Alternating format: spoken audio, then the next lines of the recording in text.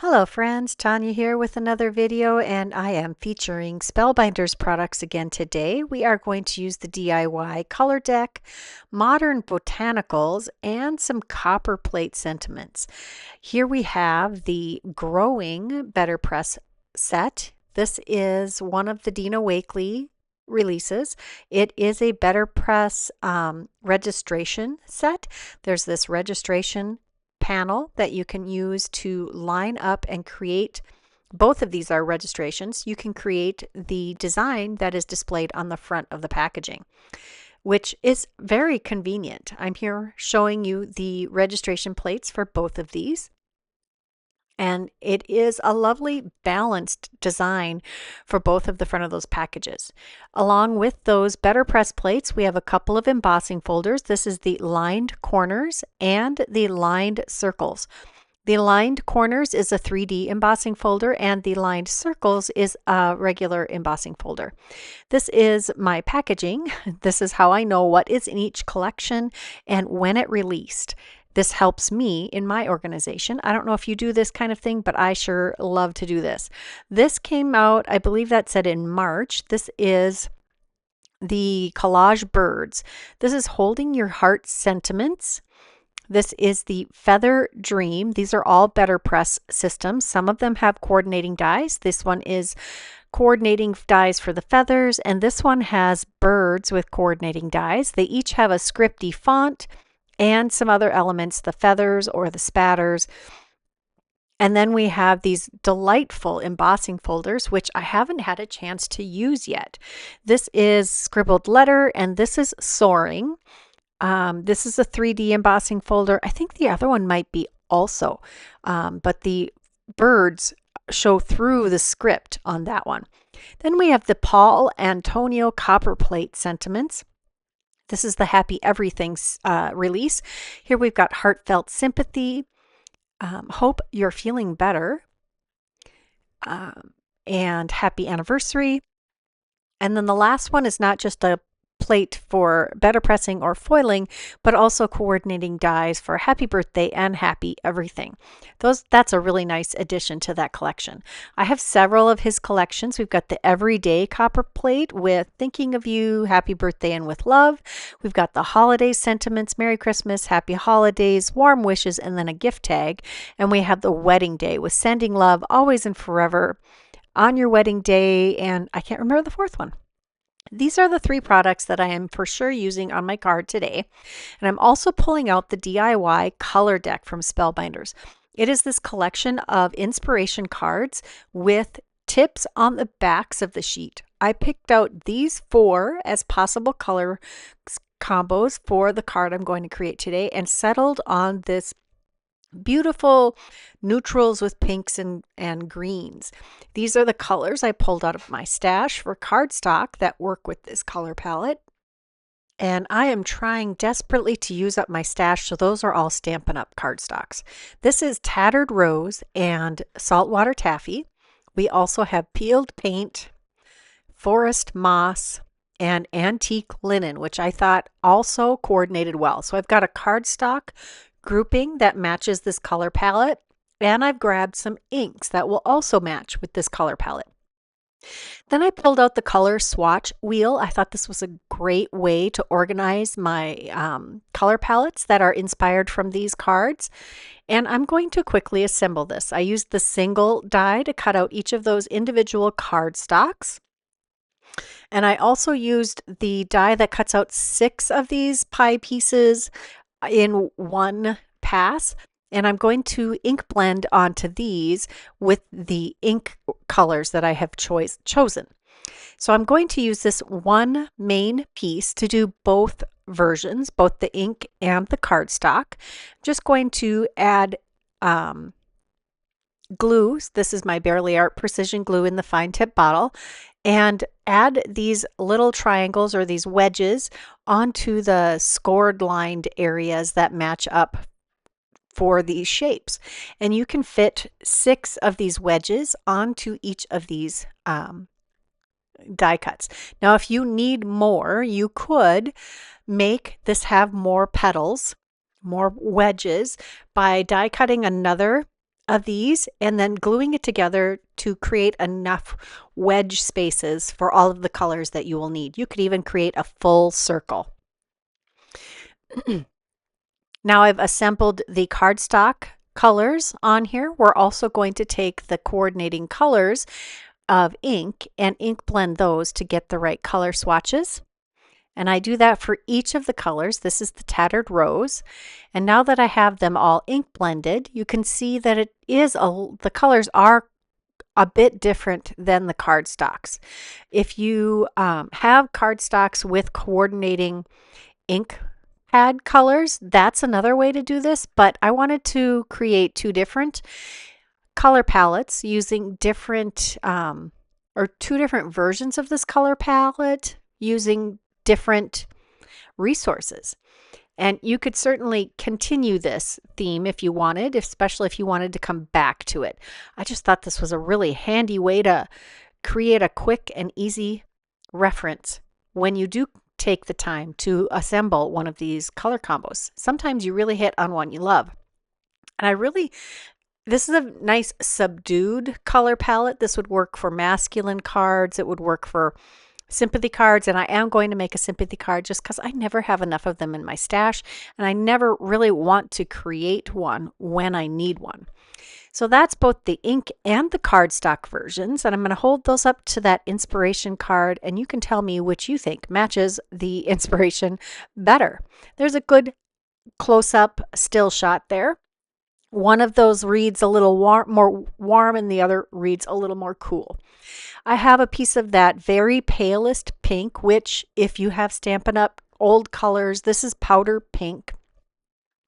And I'm ink blending some saltwater taffy and some Tattered Rose on here. Originally, my thought was I was going to try to hedge my bets so that I could glimmer on this if I wanted to. Now I found that it doesn't matter what cardstock you're using. If you ink blend on it, especially with the Distress Oxides, it is easier to get the glimmer foil to work on your cardstock. I don't know why that is, but sometimes it's just good to know that there's a cheat way to do it or a way to make things work better. I'm adhering this down to my Better Press system, and I'm just using some Best Ever Craft tape. That is the best tape for this kind of thing. I love that tape, and I kind of hoard it, and I use it over and over until it doesn't stick anymore before I take any new pieces. Here I'm going to create my own pattern using this Better Press set from Dina Wakley. I'm going to start some peeled paint here. I'm using the Flourishing Better Press registration set. I've inked this piece up with the Distress Oxide ink, lined it up on our platform, and run it through my die cut machine to get that beautiful impression.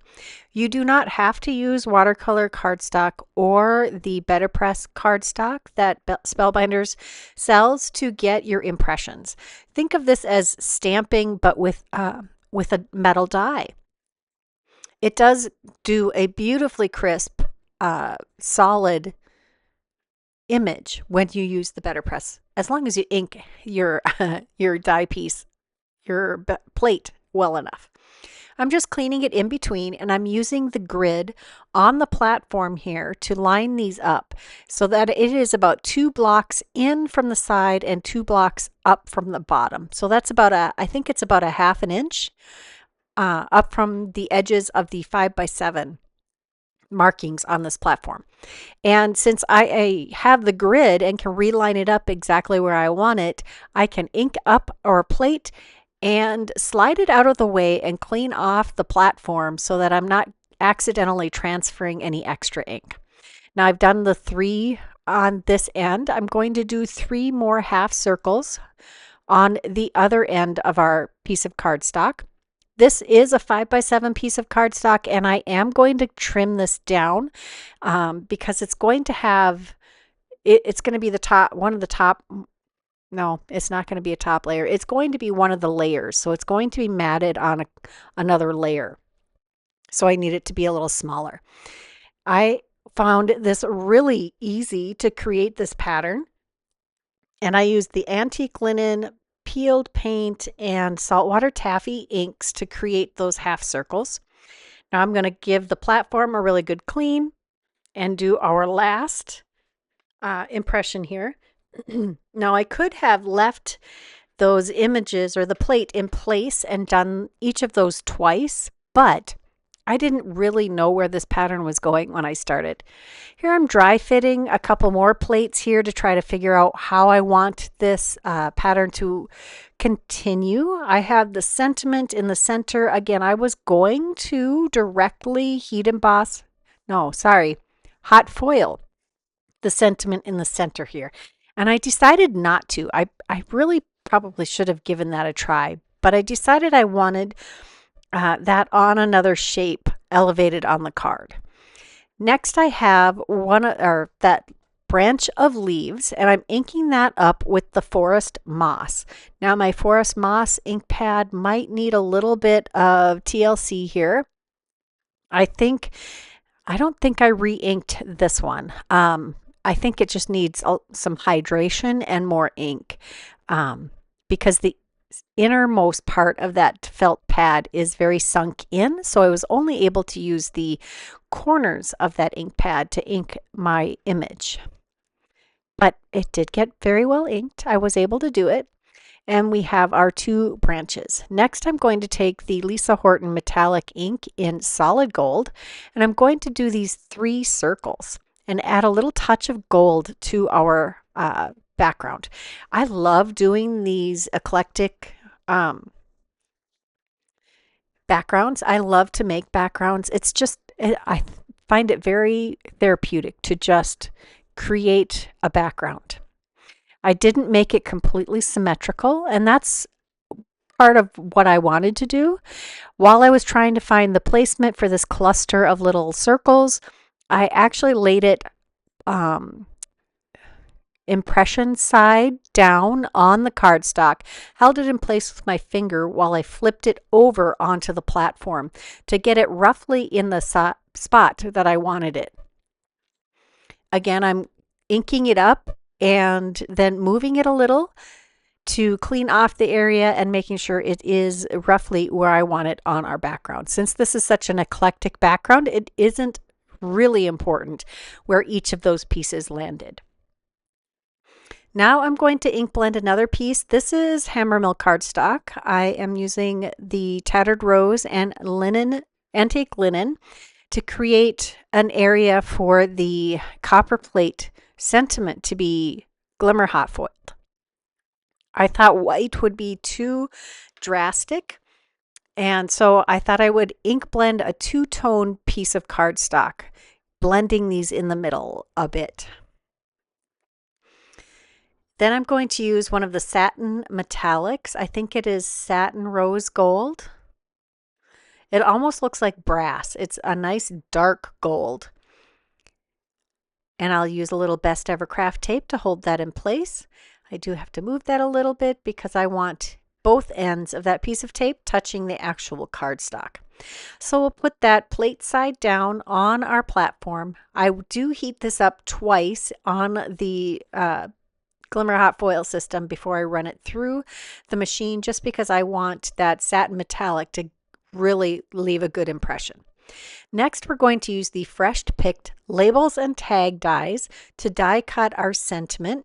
I'm just going to lay this clear backer sheet over the sentiment to help me figure out which size die to use to die cut this. This way I can make sure I get all of the sentiment included on the inside of this die cut.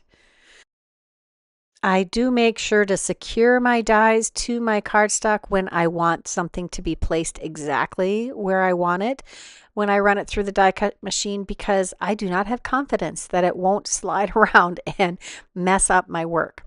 I laid this on our background piece and it felt like it needed some contrast. So I took one of the one larger nesting dies to die cut up white mat for it.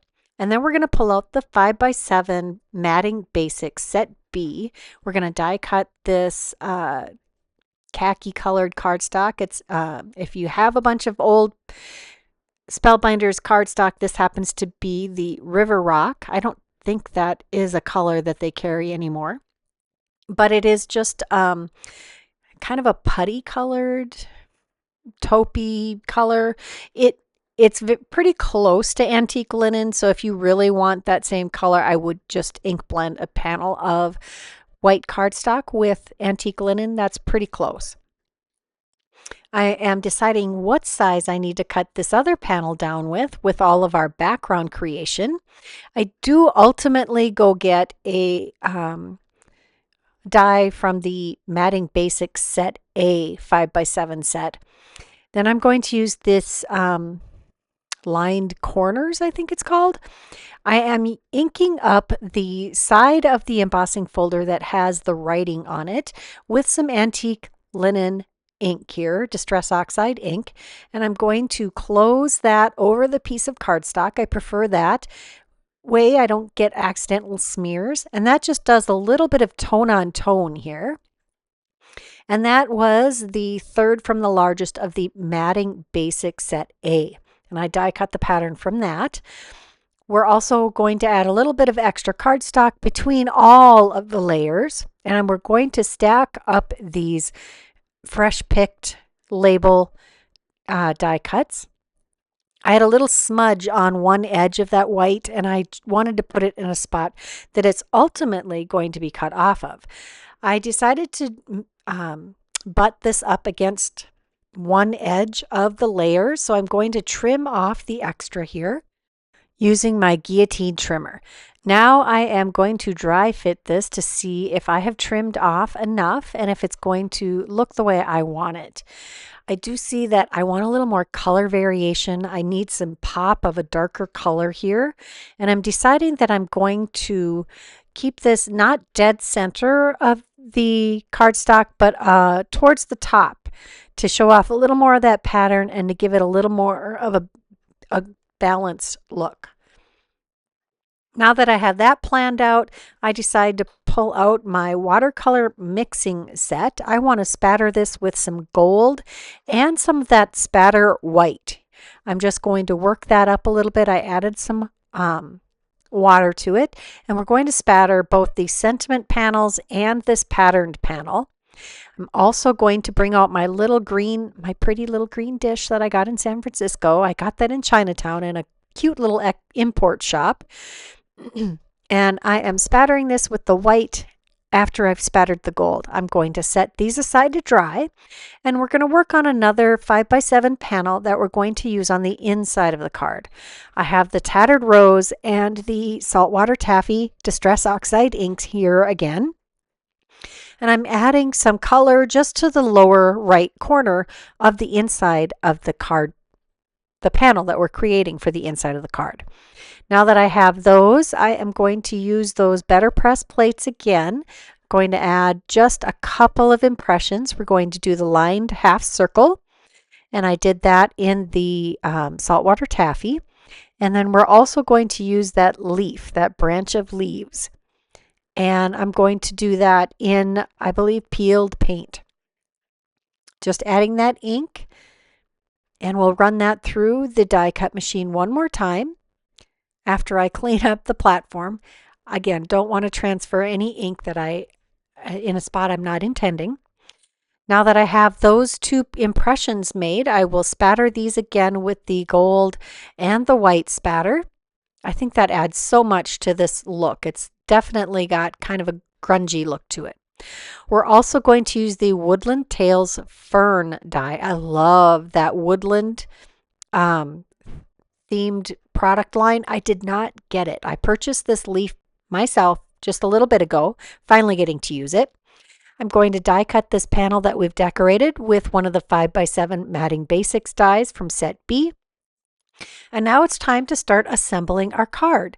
We're going to take the inside panel and add that to the inside of the card. Just going to center that up, and this was just a piece of 80-pound white cardstock from my stash, nothing heavy. It will add a little extra heft to the card front, the card base. And that's nice when you have a lot of weight on the front of the card.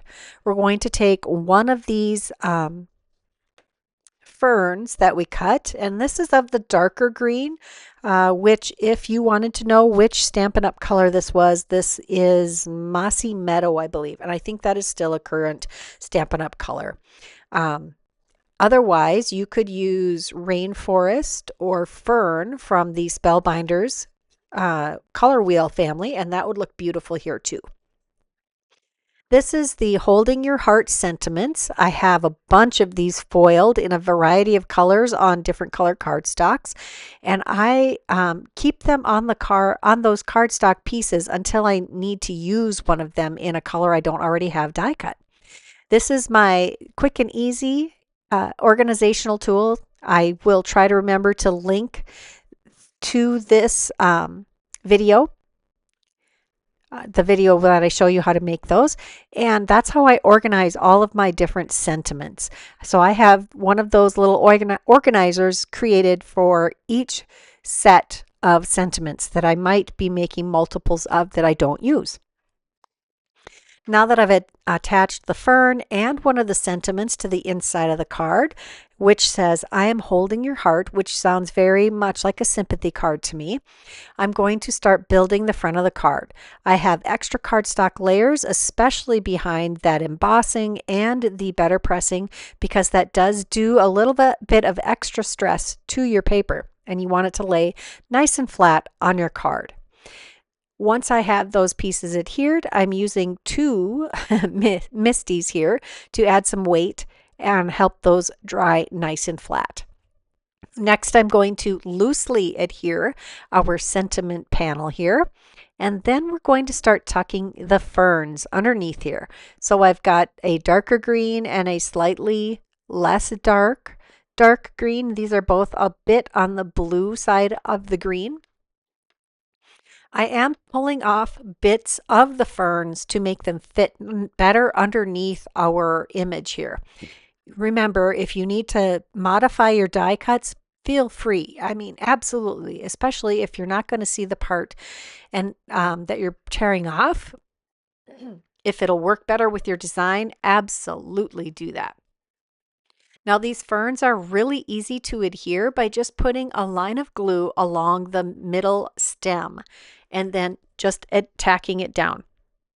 I think these look just so fun and whimsical. We're also going to use the Color Essential Gems in graphite. I just thought this needed a little more something, and it brings in black into our color scheme.